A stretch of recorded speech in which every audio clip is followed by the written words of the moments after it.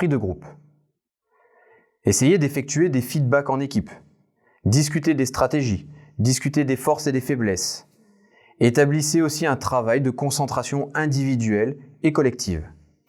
Organisez des regroupements, des rituels ou des réunions festives. Mettez également en place des activités collectives. Les leviers d'action à la cohésion. Pour développer la cohésion, nous pouvons mettre en place plusieurs leviers. La décision, comment la décision est prise, de manière unilatérale, consultation préalable des leaders, concertation.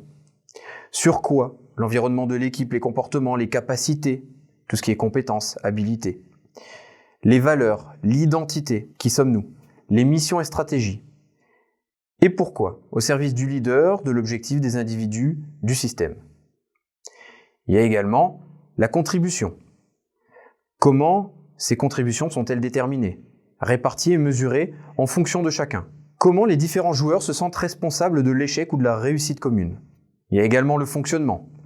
Quel est le niveau de formalisation des règles de fonctionnement? Comment est contrôlée l'activité des membres de l'équipe? Les liens. Quelles sont les occasions de mise en lien des individus? Qui crée ces liens? Est-ce que c'est le capitaine, l'équipe ou une partie de l'équipe? Les émotions. Gestion des succès et échecs au sein de l'équipe. Comment ça se déroule? L'émotion est-elle acceptée?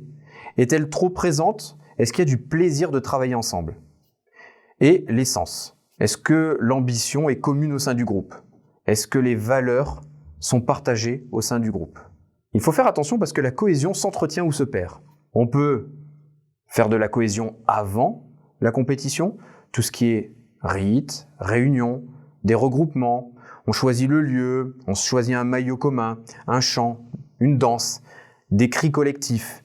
On se réunit autour de valeurs. On utilise des concentrations individuelles et collectives. On détaille des codes pour la tactique des matchs.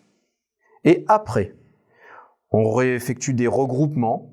On peut chanter, danser.